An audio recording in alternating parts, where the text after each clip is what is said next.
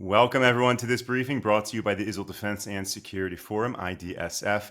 I'm very privileged to be joined today by Gil Hoffman, the Executive Director of Honest Reporting and a former Chicagoan like myself, now living in Israel. Gil, it's great to have you on today. Pleasure being with you, Moshe. Gil, so there's just so many questions that people have, and I could think of no one better to ask them to you about this media war that we find ourselves in. That you open up any major network, and all you see is starvation in Gaza. You see pictures of children that look in horrible condition. It looks like you can see their skeletons. They're starving, and these pictures, this messaging is making its way to world leaders in France, in the UK. And sometimes there's more behind this story than just the story itself. So let's just start off. What is the status of starvation in Gaza? Is it as being reported by the media? All along throughout this war, Israel has allowed there to be more food in Gaza than there was before October 7th. That's been true all along. There have been various strategies, sometimes letting in more food, sometimes letting in less food, with various different ways. And now, especially with the Gaza Humanitarian Fund giving food, there's not a shortage of food in Gaza, but it is hard. And that is true. But more than ever, whatever problems there are in Gaza are being weaponized by Israel's enemies in an effort to use it against Israel while negotiations are taking place on the way to ending the war. So that is unprecedented. There's more food now than before the war began. Are there other armies or conflicts around the world where that happens? No, Russia's not given food to Ukraine. Ukraine's not given food to Russia. That Israel just signed an agreement with Egypt to expand the pipeline into Gaza for water after Hamas took pipes out of the ground in order to use them to make missiles. We're pretty unique in that regard. Okay, so then tell me, why is the narrative around the world the complete and total opposite? So far, so far from the truth. Where is the Look, breakdown? look, Moshe, those pictures as a human being, you can't not be touched by a picture of a starving kid. And Hamas knew that, and they knew when to play this card. I mean, obviously, they've been playing it in one way or another since October 8th. You can look back and see allegations against Israel starving the kids of Gaza already immediately after October 7th, and people like the current leading mayor of New York already on October 8th retweeting them. But they decided right now during the negotiations to take the campaign to a higher level. I don't have to take your audience back very far. How about 3 weeks ago, when Donald Trump and Netanyahu both thought that they would end the war? Like when Netanyahu came to Washington, it was right around the corner. Yeah, we'll get it done this week, Trump said. Well, why didn't they get it done that week? They didn't get it done because Hamas was able to harden its positions by accusing Israel of starving kids. In another way of saying this that's very tragic, Moshe, there are people who are being starved in Gaza. There are 20 Israelis who are underground right now. They're not home right now because the media decided to play into the hands of Hamas by highlighting this campaign and making people around the world believe it. Okay, so on your website, honestreporting.com, there's a powerful story titled Another Photo, Another Lie. It has the picture of this child. You can see his skeleton being held by his mother, and you give the background about the truth of that story in that picture. Can you share that with us? Sure. So the child's name is Osama, and he has a degenerative muscle condition that made him look the way he did. And first, Honest Reporting found more pictures of him and found that his brother, who looks very healthy and not starved, was cut out of the picture and by the media outlets around the world. And so we initially asked the question in our video and our article that we put out of why does one family have one starving child and one not starving child. And then it was a wonderful analyst named David Collier who found that this child did have a muscle condition. And then the Israeli army itself, I strongly recommend people follow Kogat on Twitter, the coordinator of government activities in the territories. They put out the whole story about how Israel actually helped evacuate this child for treatment in Italy. He was airlifted out of the Ramon air base in Israel. This child is being helped by Israel after being harmed by Hamas. That's the truth. After his picture had been on the cover of the New York Times and media outlets around the world. And no one tells that truth. And NBC, New York Times, The Guardian, BBC, Daily Mail, Daily Express have all published this. How do they get away with that as journalists? I guess they didn't know the facts and they saw a picture, and if it bleeds, it leads, and if it's a kid that looks horrible that you can't look away from, of course that's going to help you sell some papers. Even at Daily Express is a paper known for being pro-Israel. It's not the New York Times, and so that they did that to make people want to buy a paper or click on something, and you can't blame them for that. That's their business. Actually, yeah, you can blame them for it. And that's why we have you to Yeah. point this out, to share it with us. But I'm curious to know if we can dig a little deeper. What is the engine behind these lies? Is it the newspapers that are looking for these stories and soliciting these types of images, or are there agencies and organizations in rogue countries who are selling these stories to the papers? Right? Who's pushing all of this? People don't understand enough, Moshe, what's happening with the media in this war. Israel made a decision, and all of your listeners can decide for themselves whether it was right or wrong, in 2014, not to let journalists into Gaza. So, who is covering this war? It's ordinary Gazans with cell phones who are freelancing for media outlets. There's no Edward R. Murrow or Daniel Pearl there, big time war correspondents. It's ordinary Gazans who didn't go to Northwestern, where I went for journalism school, or Columbia. And so this particular photographer worked for the Turkish news agency. Well, any of the photographers there know that they are portraying what Hamas wants them to see, and in this case, what the government in Turkey wants to see, which is the same. And they have an agenda, and the media outlets pick them up that's what they're getting out of Gaza. There's no objective reporting happening from Gaza this entire war.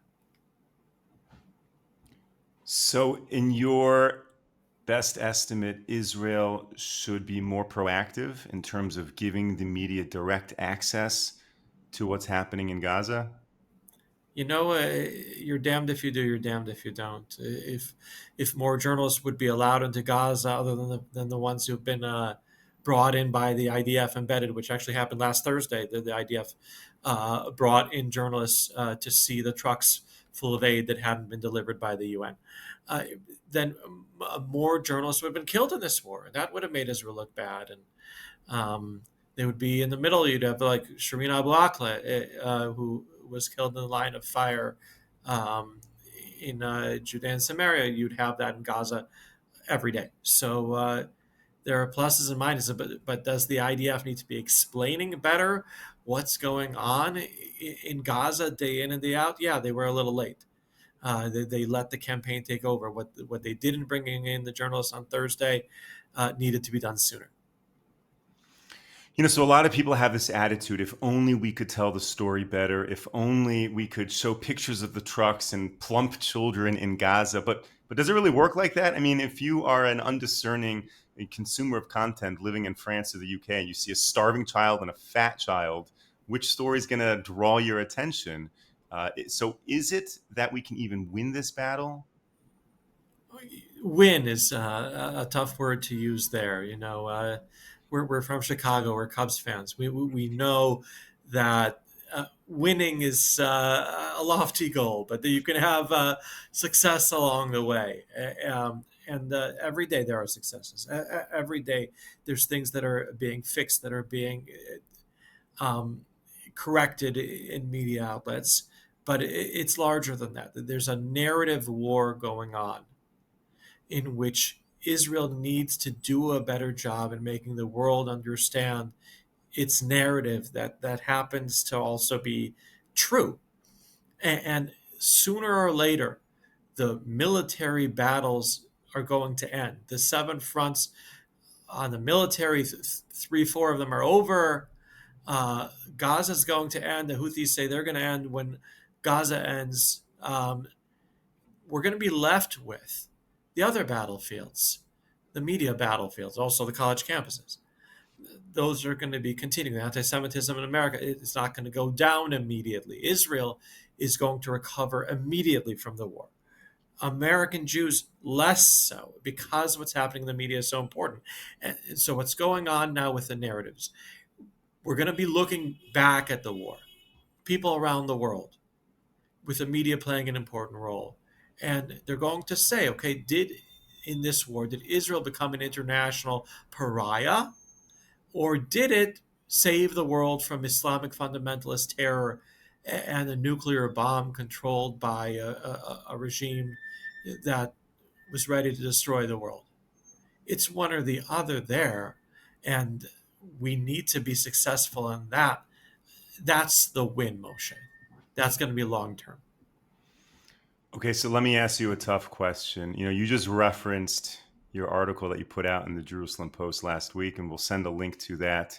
Thank you. The need to win this narrative war, that the battle in the media is really one of these many fronts of the war. So my question is, when we look at the other fronts of the war, it's not very hard to measure success and failure, or even who the soldiers are. When we talk about Gaza, there are soldiers in Gaza.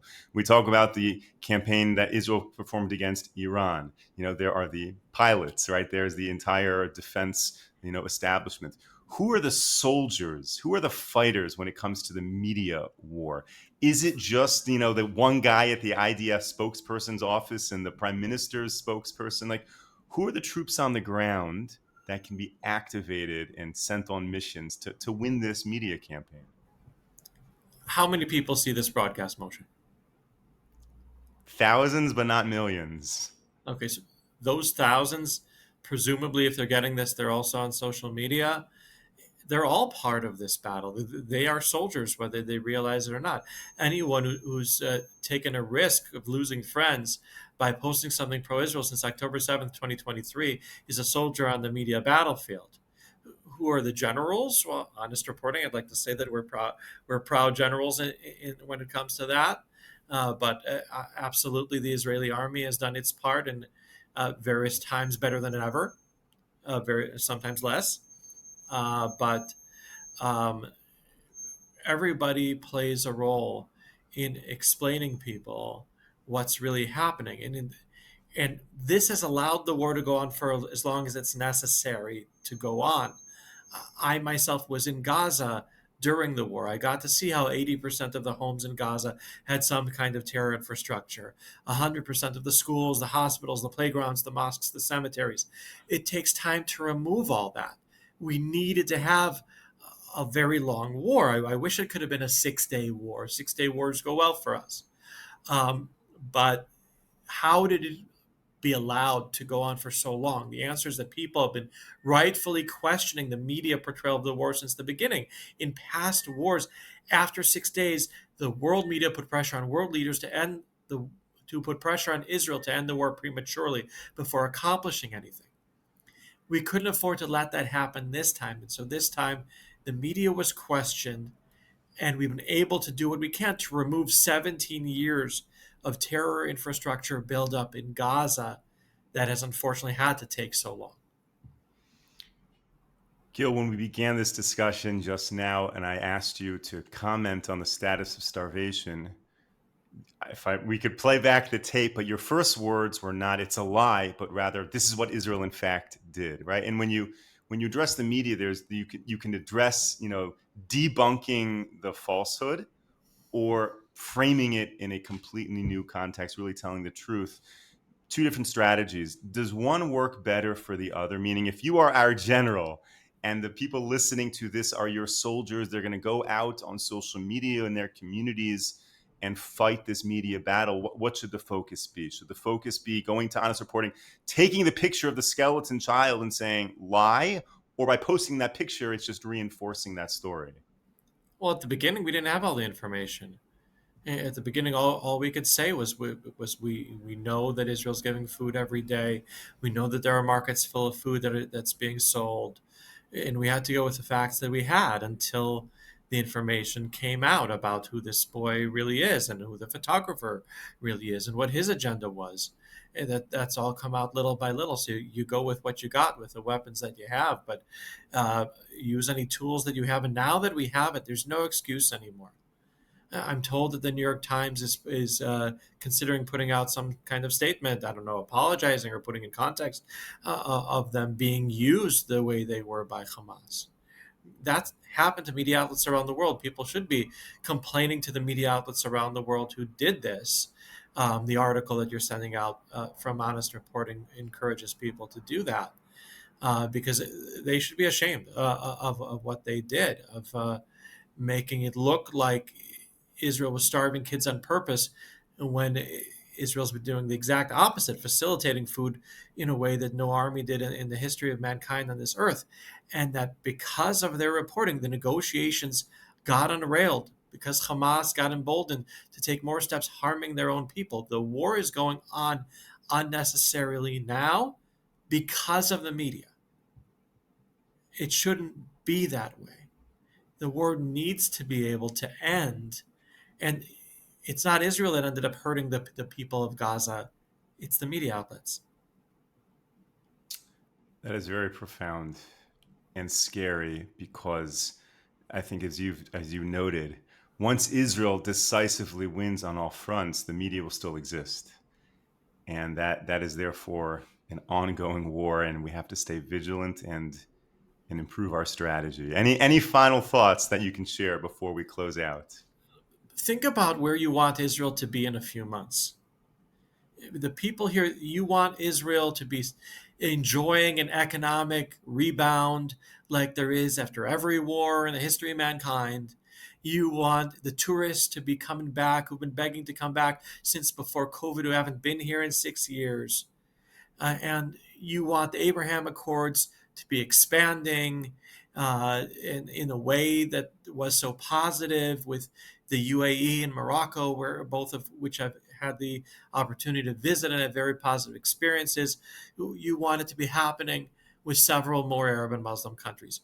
Well, for that to happen, we need to win that narrative war, because if we in Israel look like apartheid South Africa, there's not going to be the kind of environment for our economy to bounce back the way we need it to, and for Arab and Muslim countries to be making peace with us.